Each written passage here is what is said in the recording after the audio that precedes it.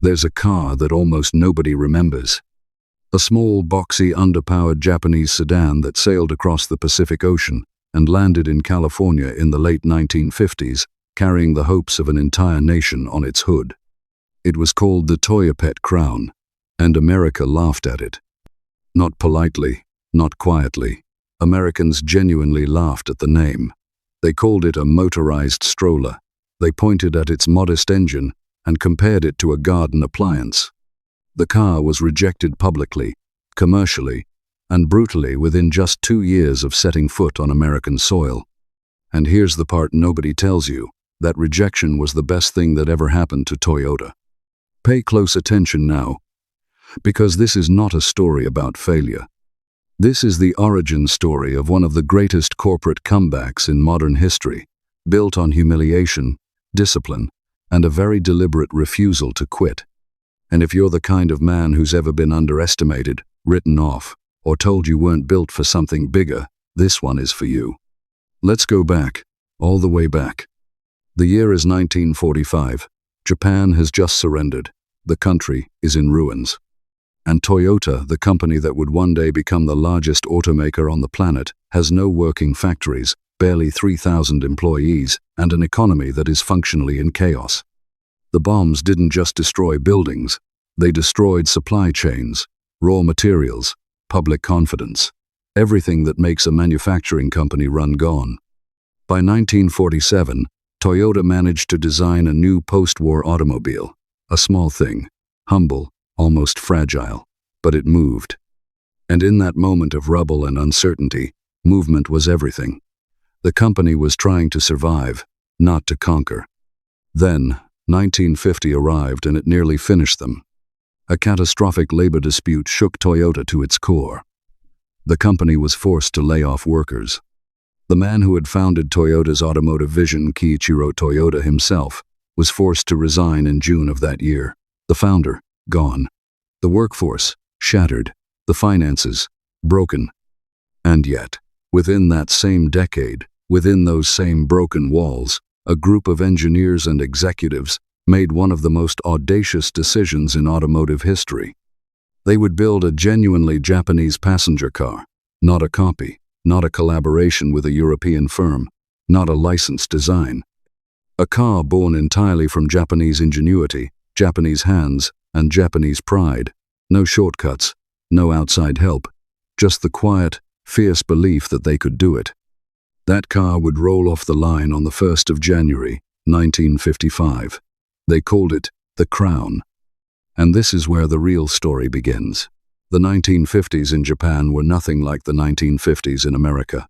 While Detroit was producing chrome-plated land yachts, cars with tail fins that stretched like aircraft wings, engines that rumbled at 6 cylinders and above, Japan was rebuilding its roads with gravel and its economy with stubbornness. The Crown RS was designed for that world. Narrow roads, short distances, villages connected by routes that would punish an American car in under a mile. It was compact by necessity and refined by intention. And here's what nobody gives this car credit for: it was genuinely sophisticated for its time. The Crown rode on a double wishbone front suspension, which was technically advanced for a Japanese car in 1955.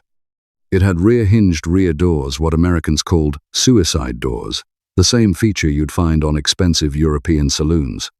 The interior offered chrome trim, comfortable seating, and a level of finish that was competitive with anything else in its class globally. The engine was a 1.5-liter R-Series inline-4, producing around 48 horsepower when it first launched. Not a powerhouse. No does 80. But entirely adequate for the roads it was designed to navigate. In Japan, the Crown was a success, a real one. By 1956, Toyota was producing over 1,000 Crowns per month. The car was used as a taxi, as a government vehicle, as a family saloon. Japanese buyers praised it as the first fully Japanese passenger car that felt genuinely complete, not a compromise, not a stopgap, but a real automobile. Toyota had done something remarkable. Out of the wreckage of a lost war, an economic collapse, and a labor crisis that cost them their founder, they had built a car they were proud of.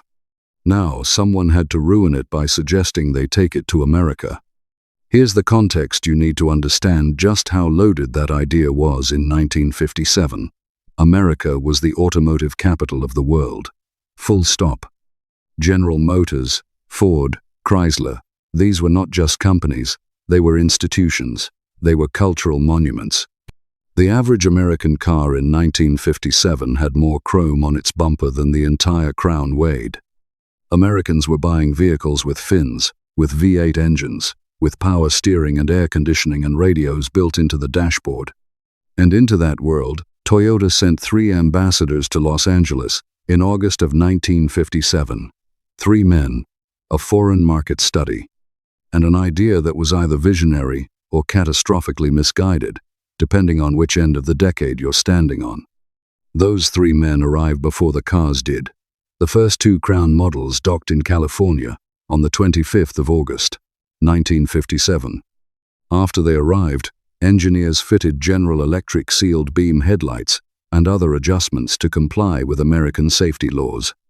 2 months later, on the 31st of October, 1957, Toyota Motor Sales was officially established in a former Rambler dealership on Hollywood Boulevard. Halloween night, Hollywood. A Japanese car company opening its first American office in a building that used to sell Ramblers. You genuinely cannot make this up. But the problems, the real ones, were already waiting just around the corner. Before we get to the highway disaster, and there was a disaster, let's talk about the name. Because the name alone was enough to sink this car before a single American ever turned the ignition. Toyopet. The brand had existed in Japan since 1947. It came from a naming contest. A combination of Toyota and pet meant to convey something small, friendly, approachable. In Japan, that worked. The name carried warmth. It was familiar. People liked it. In America in 1958, the word Toyopet landed very differently. Americans heard 2 words, toy and pet. A toy, a pet, something small and domestic. Something you kept in a cage or on a shelf, not something you drove on a freeway at 70 miles an hour.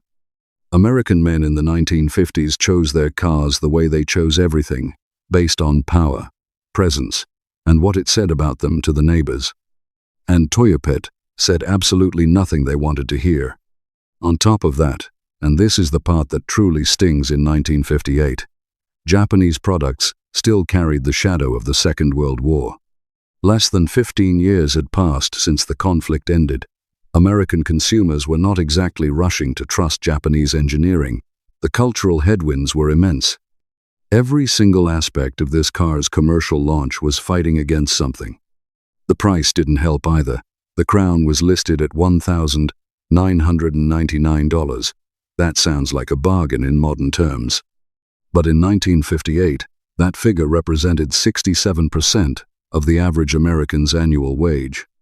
It was roughly $500 more than a Volkswagen Beetle Deluxe, the only import that was actually selling in the United States at the time. The Beetle had years of goodwill and genuine mechanical reputation behind it. The Toyopet Crown had none. Toyota officially launched the Crown through 5 dealerships in July of 1958.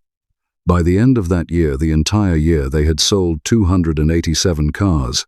287 in the whole of the United States. And here's what makes that number worse. The following year, 1959, sales actually tripled to 967 units, which sounds like progress, which sounds like momentum, except that by 1960, sales fell back to 659 units. The curve went up, then collapsed. Because by then, the real problem had revealed itself. Not the name, not the price, not the cultural resistance. The real problem was mechanical, and it was showing up in the most brutal possible way. If you've been enjoying this, and you're the kind of man who likes the history that doesn't get taught, make sure you're subscribed to this channel. Hit that subscribe button now, so you don't miss what's coming next. And leave a comment below telling me, what's the most important lesson you think a company can learn from getting it wrong the first time? Drop it down there. Like this video if it's giving you something real.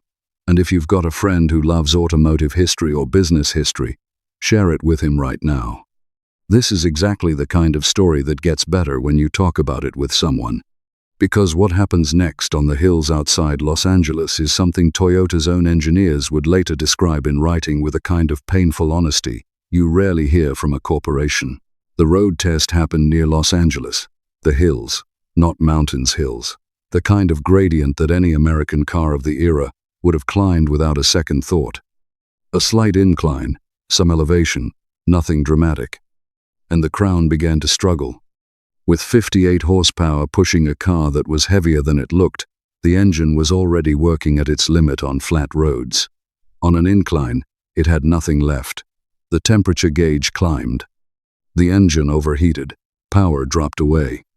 And from under the bonnet came sounds that Toyota's own engineers described in their own documentation as extreme noise and vibration, abnormal vibration, and breakage of parts due to deformation. Read that again. Breakage of parts, on a test drive, in Los Angeles. The top speed of the Crown was 75 miles per hour. On paper. In practice, sustaining that speed on American freeways, which were being built and expanded aggressively throughout the late 1950s as part of the interstate highway system, was not just uncomfortable. It was genuinely unsafe. The car vibrated. It was unstable at highway speed. It was loud in ways that had nothing to do with character and everything to do with engineering limits. The Crown had been built for Japanese roads, short distances, low speeds. A country where the average urban road in 1955 was narrow enough that two cars passing each other required patience and precision. America's freeway system was a completely different world. High speed, long distance, demanding sustained performance from an engine for hours at a time. The Crown simply was not designed for that. Not even close. In July of 1960, Toyota attempted a fix. They upgraded the engine, adding 14 horsepower to bring it up to 79 in a larger 3-liter unit for certain models. They added a wagon body style to broaden the appeal. They tried. But the damage was done. American buyers had already made up their minds. The press had already written its reviews. And the sales figures 659 units in 1960, down from 967 the year before, told Toyota everything they needed to know. In December of 1960, Toyota halted all Crown exports to the United States, completely. The car was pulled. The experiment was over. Total sales across the entire U.S. run, 1,913 Toyopet Crowns. The company had accumulated $1.42 million in losses. For a lesser organization, this is where the story ends. A foreign company overreaches, gets humiliated by the market, retreats to the comfort of home, and never tries again. That's a story we've all seen before. But Toyota was not a lesser organization. And what happened next over the following 5 years is one of the most quietly disciplined acts of corporate reinvention in the 20th century. No press releases, no dramatic announcements. Just 5 years of brutal, honest study, of asking the right questions, of refusing to be defined by the failure. Toyota went back to the drawing board, not just on the car, on everything. The product, the branding, the market understanding, the engineering specifications. They took America apart, studied how people actually drove, what roads they actually used, what they actually needed from a car. And they built something different. June of 1965. Toyota returns to the American market, not with the Crown, not with anything that looks like what came before. They arrive with the Corona, a car built from the ground up with American highways in mind. The Corona had a 1.9-liter engine producing 90 horsepower, 55% more power than the original Crown. The ride quality had been engineered specifically for the speeds and distances of American freeway driving. The branding was clean, simple, international. No toy, no pet. Just Toyota. The name change, dropping the Toyopet brand entirely in the early 1960s, was one of the most strategically important decisions the company ever made. The Corona was a runaway success. Almost immediately, American buyers responded to a Japanese car that had been designed with their reality in mind rather than someone else's. It was reliable, affordable, economical, and it didn't fall apart on the highway. That success opened a door, and through that door walked the Corolla introduced in the United States in 1968, which would go on to become the best-selling car in automotive history. Then the Camry, then the Lexus brand, then the Prius, which redefined what an environmentally conscious car could be and opened an entirely new segment of the market. All of it, every single chapter of what Toyota became in America, the reliability reputation, the market dominance, the cultural trust, traces back to a series of decisions made after the Crown failed. Not despite the failure, because of it. Here's the thing that the business schools won't always tell you directly, but that history makes absolutely clear. The companies that last are rarely the ones that get everything right the first time. They're the ones that get something badly wrong, and instead of retreating into denial or doubling down on the same mistake, they sit with the discomfort and ask the hard question, what did we miss? Toyota missed that they were building a car for Japan and calling it a car for America. They missed that the engineering assumptions embedded in the Crown, the speed limits, the road surfaces, the trip distances, were the engineering assumptions of a completely different country. And they missed that a name that felt warm and friendly in one culture could feel trivial and weak in another. When they finally admitted all of that clearly, honestly, without excuses, they were able to fix it. All of it. There's a man called Eiji Toyoda, cousin of the founder, and the executive who guided Toyota through much of this period, who later reflected on the Crown episode as foundational to Toyota's philosophy of constant improvement. The Japanese term is kaizen, continuous, incremental betterment. Not the grand gesture, not the dramatic reinvention announced with fanfare. The quiet, relentless commitment to doing it better tomorrow than you did today.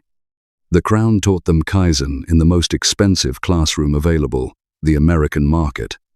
And in 2023, 65 years after those first 287 cars were sold in California, Toyota brought the Crown name back to the United States. This time with up to 340 horsepower, a hybrid system, a design that turns heads on any road in any country. The name that was laughed out of Hollywood in 1958 is now one of Toyota's flagship American models. History has a long memory, and patience, real patience, has a very particular kind of payoff. So what do we take from all of this? There's an easy version of this story, the version where Toyota was simply naive, a small Japanese company that didn't understand America and paid the price. Pack it up, lesson learned, move on. But that version misses the point entirely. The Toyopet Crown wasn't a disaster because Toyota was incompetent. The Crown was actually a well-engineered car for the context it was built for. The suspension was sophisticated. The build quality was genuine. The interior was refined. The problem was not the car. The problem was the assumption that a solution built for one set of conditions would translate, without modification, into a completely different set of conditions. That's not an automotive mistake. That's a human mistake, one that men of every generation, in every profession, have made. You've seen it in business when a product that works brilliantly in one market gets dropped into another without adaptation, and nobody bothers to ask why the second market might be different. You've seen it in careers, when a man who's been genuinely successful in one environment assumes that success automatically transfers to the next one. You've seen it in relationships, in family, in every arena where we carry our previous wins into new territory without stopping to ask, does what worked before actually apply here? Toyota, in 1958, thought they understood America because they'd studied the American market from Japan, from a distance, on paper. What they hadn't done is what they did. Between 1960 and 1965, they hadn't actually listened, not deeply, not with the humility that real learning requires. The 5 years between the Crown's withdrawal and the Corona's launch were not years of embarrassment. They were years of education, the most expensive education Toyota ever bought. And they used every penny of it. That's the model, not the car, the approach. When you get it wrong, and every man does, at some point, Get it wrong. The question is not how quickly you can convince yourself it wasn't your fault. The question is how quickly you can get honest. How clearly you can see what you actually missed. And how disciplined you can be about not making the same mistake twice when the next opportunity arrives. Toyota sold fewer than 2,000 cars in America with the Crown. They came back with the Corona, the Corolla, and eventually built a global empire. The humiliation was the foundation. The failure was the first lesson. The next time something doesn't go the way you planned, remember the hills outside Los Angeles. Remember 58 horsepower on an American freeway. Remember the engineers listening to parts breaking under the bonnet of a car they thought was ready. They didn't quit. They got honest. Then they got to work. And the rest, quite literally, is history. If this video gave you something today, a piece of history you didn't know, a way of thinking about failure you hadn't considered, the best thing you can do is subscribe to this channel right now. We cover the real stories behind the machines and the men who built them, the decisions that changed industries, and the lessons that don't make it into textbooks. Hit subscribe, leave a like, and drop a comment below what moment in this story hit you hardest. The highway failure, the name disaster, or the comeback? Tell me. And if there's a man in your life who would get something from this, share it with him. Sometimes the best gift is just a conversation worth having. This has been the story of the Toyopet Crown, the car America rejected, and the lesson that built a dynasty. We'll see you in the next one.